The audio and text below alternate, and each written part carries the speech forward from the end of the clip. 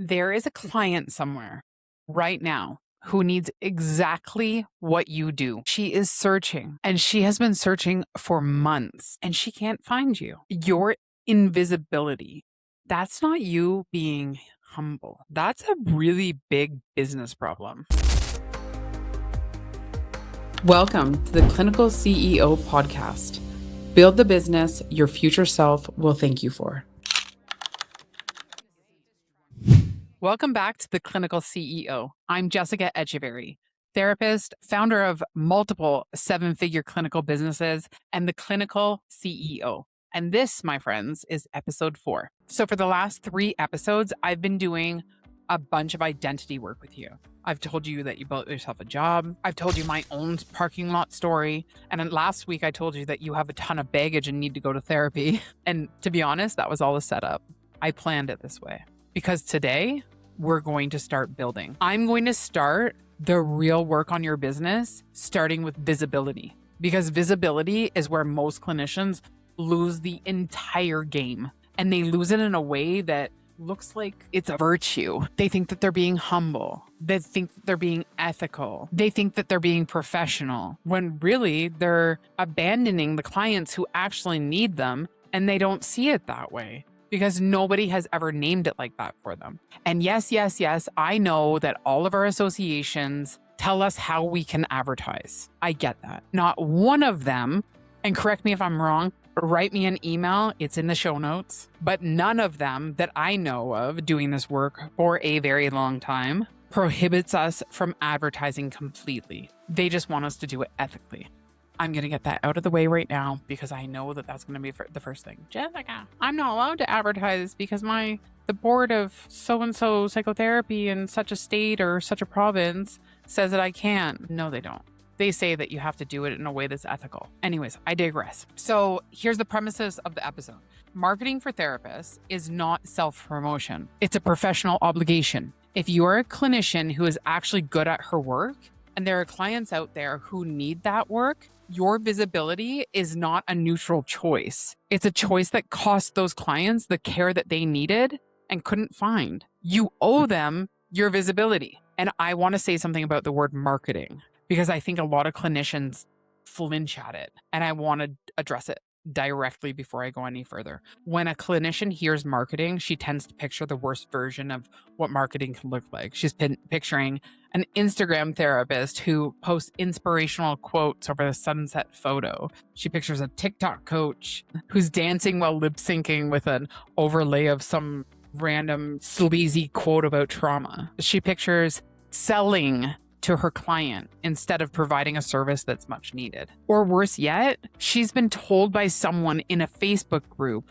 that her board or association or college prohibits her from marketing. And so she's decided that she's not going to do that. She's only going to rely on word of mouth referrals. And with all of that, she's decided, and reasonably, that she doesn't want to do that. And I get it. I don't want to do that either. That is not what I'm talking about. Marketing for a clinician doesn't have to be that. It can be that.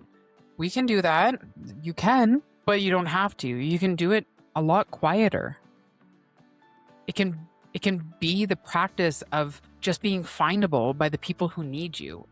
Every single thing that I say in this podcast today is going to be a variation of one thing. Being findable by the people who need you is your ethical duty.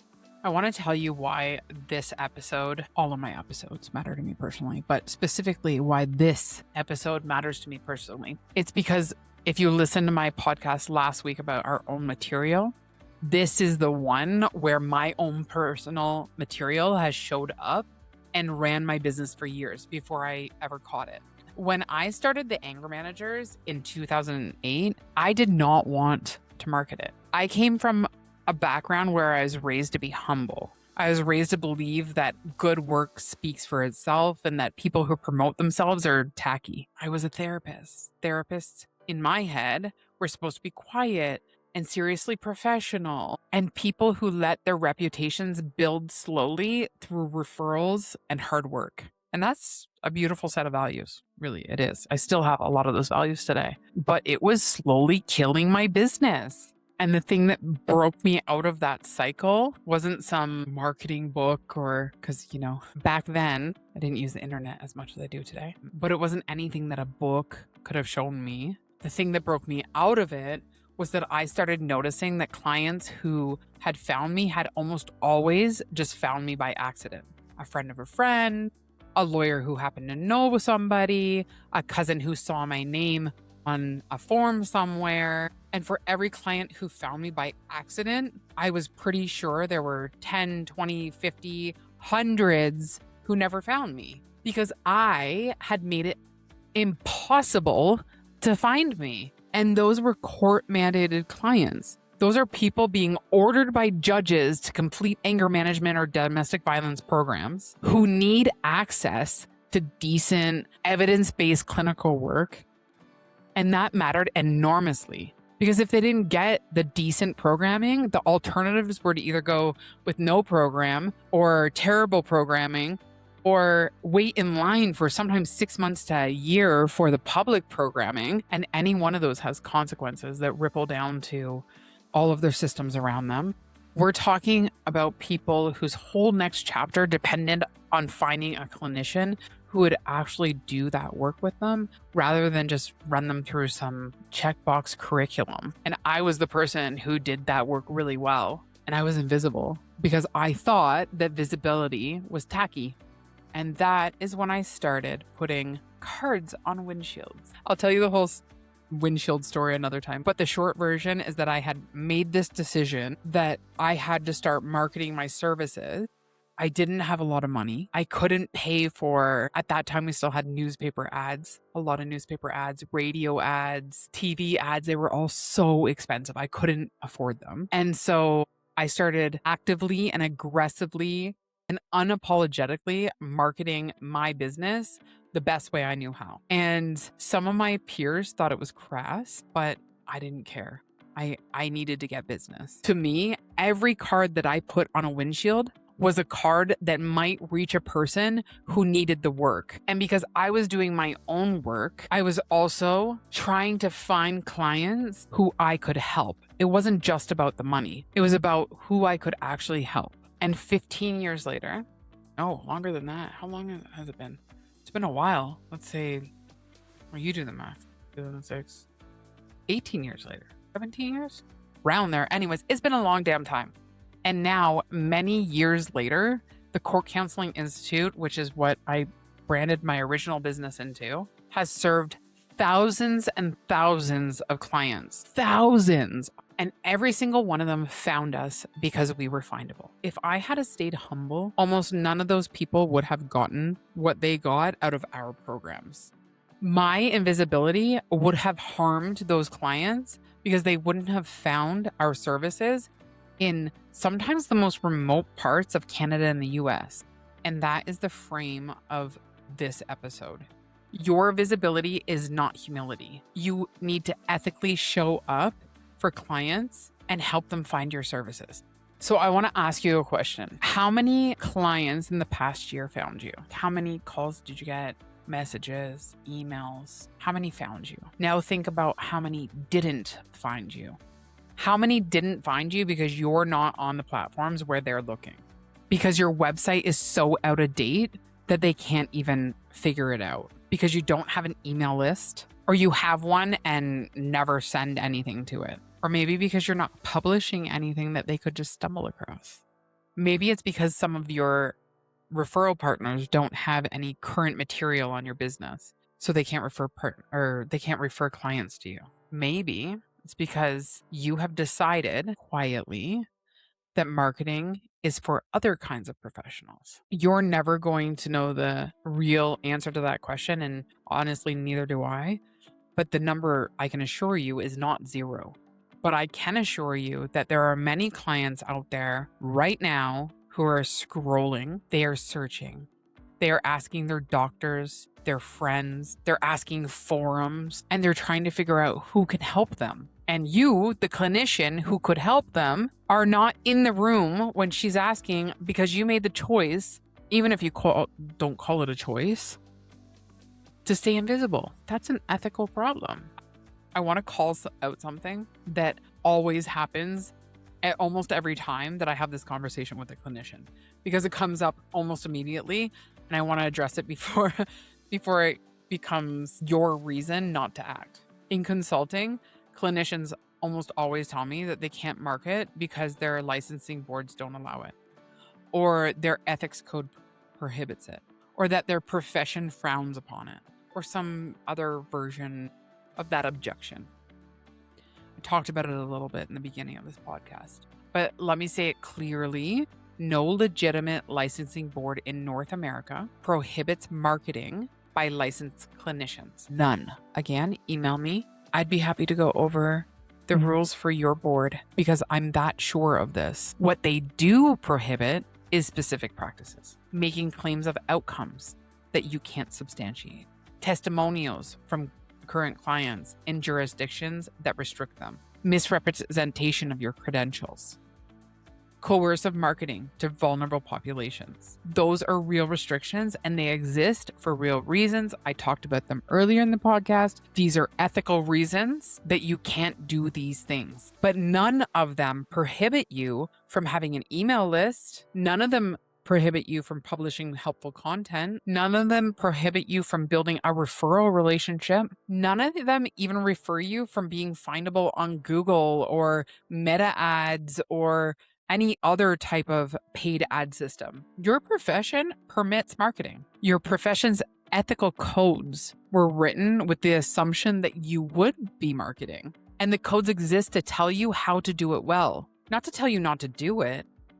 If you've been using the ethics code as a reason not to market, what you've actually been doing is using the language of ethics to dress up a preference for invisibility. I did it too, and I consistently do it. 5 years ago, I would have never been on this podcast. 10 years ago, I would have never taken a podcast interview or an interview on TV. 15 years ago, hell, I didn't even want to go knock on doors of lawyers because I was so unsure of what I was doing. But what I want you to do is catch it faster than what I did. Okay, let's go back to the word visibility for a second, because I think that sometimes clinicians hear the word visibility and they hear marketing and they picture the worst. Influencer posts, dancing on Instagram, before and after photos. Obviously, we don't have that in our industry, but you know what I mean. And that's not what I'm talking about at all. If you're into that thing, awesome. Congratulations for not having the issues that I'm talking about in this episode of the podcast. But those are not the ones that I'm talking about. The visibility that I'm talking about for a clinician is 3 things. I want you to write this down because this is a lot of what I'm asking you to build. Not 30 things, 3 things. Number 1, an email list you own. You own it. Not followers on a platform that could disappear tomorrow. Not a LinkedIn audience that shifts whenever the algorithm shifts. Email list, names, real email addresses, people who have said, tick that box with your terms and conditions saying, yes, I want to hear from you. That list is yours. It can't be taken from you. It is the single most valuable marketing asset a clinician can build. And almost none of you have one, because nobody ever told you it mattered. I didn't know it mattered 15 years ago. If you take one thing from this episode and never come back to any of my other episodes in the future, then take that. Start building an email list this week. I want to tell you specifically what an email list does, because a lot of clinicians have heard that they should have one without really understanding what it's for. So an email list it's not just for your newsletters that you send out quarterly with practice updates. No one cares about your practice updates. Those are for your team meetings. And it's an incredibly weak use of a list. But unfortunately, it's what a lot of clinicians default to when they have one and don't know what to do with it. I used to send out the most ridiculous emails to my list. Surprised they didn't all unsubscribe. You have to think of the email list as a direct channel to the people who have raised their hand and said that they want to hear from you. Over time, when you write that list regularly and you write things that are actually useful, the list becomes the single warmest audience you will ever have. When you open a new group program, the first people to join will definitely be coming from your list. When you raise your rates, the existing clients you lose will be replaced in part by the people on your list. Maybe those ones who have been waiting for a slot to open for a long time. When you launch anything, and that's what you would learn if you work with me, the list is the first place it will work because the list is the audience that already trusts you. Nothing else that you do on social media, on your website, in any of your marketing will produce the same return as a well-tended email list of people who actually want to hear from you. Nothing. Number 2, content you publish on platforms you do not rent. I'm going to say something that some of you are going to disagree with. Actually, many of you are going to disagree with in this day and age. Does that make me old saying that saying? This day and age? Anyways, what was I saying? Do not make social media your primary marketing channel. Do not only pour all of your energy into Instagram or TikTok or whatever the platform is hot this year. Those are borrowed platforms, meaning that the platform actually owns your audience, not you. Why do you think that you see so many clinicians that have massive followings or just massive followings in general that have backup accounts? Because the platform owns their audience and they know that. And if the platform changes the rules tomorrow and your reach disappears overnight, you're screwed. I'm not saying don't use it. I would be a complete hypocrite if I did that. But what I'm saying is convert those followers into your email list so that you own it. So now they're really your followers. And publish your stuff on platforms that you own. Your website, you own it. Your email list, you own it. A podcast, if you have the will for it.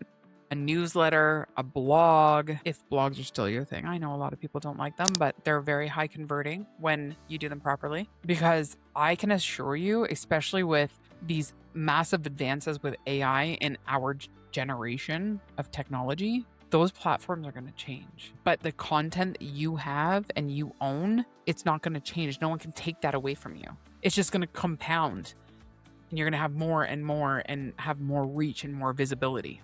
I just want to be clear. You can use social media. You should use social media, but use it in a way that converts that audience into something that you own, like an email list. Easiest example. Now, you can use posts on social media as a distribution channel to other content that you own that lives somewhere that you own, but you don't actually give the content on social media, if you understand what I mean. Let me just be more specific with my example because I'm not sure that I'm explaining myself right. So if you have something useful to say, like let's just say about parental anxiety, right? You don't post that information that you have on Instagram in a caption because it's going to die in 3 hours. Like if anyone ever sees it, honestly. If you have an amazingly big following, amazing. Hopefully a whole bunch of people see that. But if you have an amazingly big following, you probably already know what I'm about to say. Your advice about the parental anxiety, you want to write it into a really user-friendly booklet that's hosted on your site. And you put it behind an email sign up, meaning that they have to sign up with their email and their name to be able to get that free resource. It's called a lead magnet. Then you can post a short version or a little teaser of it on your Instagram, and that's going to drive people to get the full training on your site. You can think of the Instagram post as like an advertisement, and that user guide or training that you made, it's called an asset. Think of it like gold or money. It's literally an asset. And the email capture is like long-term compound returns on that. So Jessica, why would I spend so much time writing a guide for parents on my information just to give it away to them for free on my website? You're not giving it away for free. You're giving it away for their email. And remember, I told you, an email list is the most important thing that you can have in your business. But most of clinicians that I see, they're actually doing the opposite on Instagram. They're giving away all their information for free just to get followers. And then they don't even have a way to send their traffic anywhere. To me, that's like every single piece of content that they're making dying the same day that it's published. All that work, all those hours that you spend produces absolutely zero value. So number 3 is referral partners. So we've talked about email lists. We've talked about where to put your content. And now I want to talk to you about referral partnerships with adjacent professionals. And this is how I built most of what I built at Court Counseling Institute. Not through content, through relationships. Lawyers, crown attorneys, judges, court professionals, for me, were golden in my business. For you, it might be pediatricians. It might be family physicians. It might be school social workers, might be a divorce attorneys, addiction specialists, or other therapists whose work is adjacent to yours, but not competitive.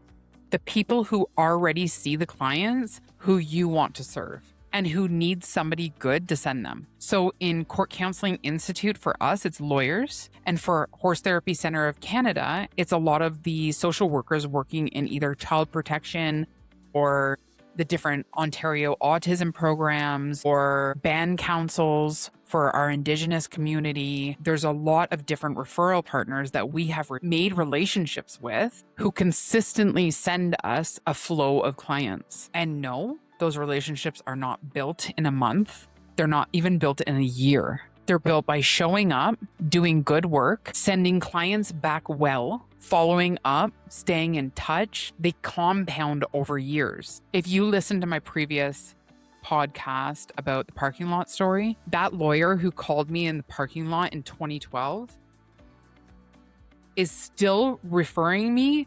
Today, I'm recording this podcast April 23rd, 2026, and he still refers clients to me. We have worked together for 20 years. Okay, maybe not 20, 18, but same stuff. That many years of one relationship. And that is what a real referral partnership looks like. I promise it will produce more for your practice than any marketing funnel ever will. Let me tell you how to actually start a referral program, because clinicians often tell me that they don't know how to find it or they don't know how to do it. So find one professional adjacent to your work whose clients you could help. Create one email. Tell that person what you do. Tell them what you don't do. Offer to be a resource for that person. Don't ask them to do anything. Don't send them a brochure. Don't attach a rate sheet. Just be a person who's easy to refer to, because that's what professionals want. Then, when they send you a client, which they will, do 3 things. 1, do excellent work with that client. You should be anyways, but make sure that you do excellent work with that client. Number 2, write them a short email thanking them for the referral. Of course, you can't name names because obviously PHI, HIPAA, PDEA in Canada, information sharing laws. But you write her saying thank you so much for that referral, because it's going to matter. That's how you build relationships. We know this, guys. We know this. Come on, attachment. And number 3, check in with them every 3 to 4 months with something useful, like an article or a resource or even an update about your practice, if and only if it serves their clients. Because if it doesn't serve their clients, they don't care about what's going on in your business and you're simply becoming a bother. Do it with one professional. Just do it with one professional. Then add a second, then a third. And in 5 years, you're going to have an entire referral network that quietly produces you a meaningful portion of your practice's revenue with no market spend and with the warmest possible clients. If for those of you who don't know the sales lingo, a cold client is someone who they don't know you and they don't trust you. A warm client is someone who trusts you. And they don't have to know you, but they trust you. And when they get a referral from their lawyer or from the doctor or from their friend, they automatically trust you because they trust that other person. So that's a warm lead. And those convert, meaning they're the ones that buy. And yes, I know you're a clinician and I don't know you don't think about things in this context yet. We will get there. But that is what it is. We are talking business. We're not talking therapy. Your clients are your business clients. Yes, they're your therapeutic clients, but they are your business clients. And they are leads when they first come in. and you have to convert them. We will get into all of that down the road in this podcast, but I'm just calling stuff out as it comes up. I have so much information that I want to share with you guys. It's hard not to make these podcasts 2 hours long. But anyways, so those 3 things, the email list, the own content, and the referral relationship, that is what I want you to build. Not 30 things right now, 3. That's it. And if I could pick only one for you to start this week, it would be the email list. Because the list is the foundation that everything else rests on. And if you're going to do it well, make sure you have segments, which means that you put your lawyers in this segment. So when you have some information just for your lawyers, you can just tick off all your lawyers and send only your lawyers a list. And these ones are your clients. And these ones are your referral partners. And these ones are whatever they are. You get the point, right? So organize your lists. You can do this. It's easy. You can do it through MailChimp. You can do it through HealthSync. You can do it through so many different platforms. You can create email lists. So that, my friends, is your assignment for the week. It's my ask for the week. I want you to actually do it. Go to your website if you have one. And if you don't have a way for a visitor to give you their email address in exchange for something of value, fix that this week. The something of value can be a simple guide, a 1-page infographic that you can make on Canva, a checklist or things for something that clients struggle with, a short video, a single useful PDF. It doesn't have to be elaborate. It just has to exist. And if you do have a way for someone to subscribe to your email list, open your email marketing platform and look at how many people have actually subscribed in the last 6 months. If that number is really low, the problem's not your list. The problem is that you're not driving any traffic to the thing that could grow your list, because maybe you're invisible on the platforms where people live. And if you don't know how to do any of this, that is exactly why I created the Clinical CEO Foundations curriculum. This curriculum walks you through step by step how to create a structurally sound and converting business within 3 months. 3 months from zero to a functioning business. And that is also what I'm focusing on in this podcast. This is the foundational visibility layer, because you can't do this other higher work that we're going to talk about later in the season until this piece is built. And I want to bring this back around full circle to what I opened with, because I want you to sit with it for the week.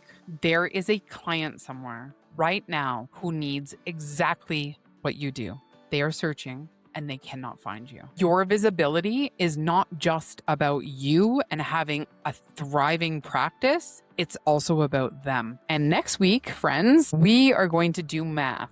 The entire next episode is where we're going to work backward from the life that you actually want and calculate what your fees need to be to produce it. And you're probably going to hate that number, but that's the point. I'll see you next week. This is the Clinical CEO. I'm Jessica Echeverry. Build the practice your future self will thank you for.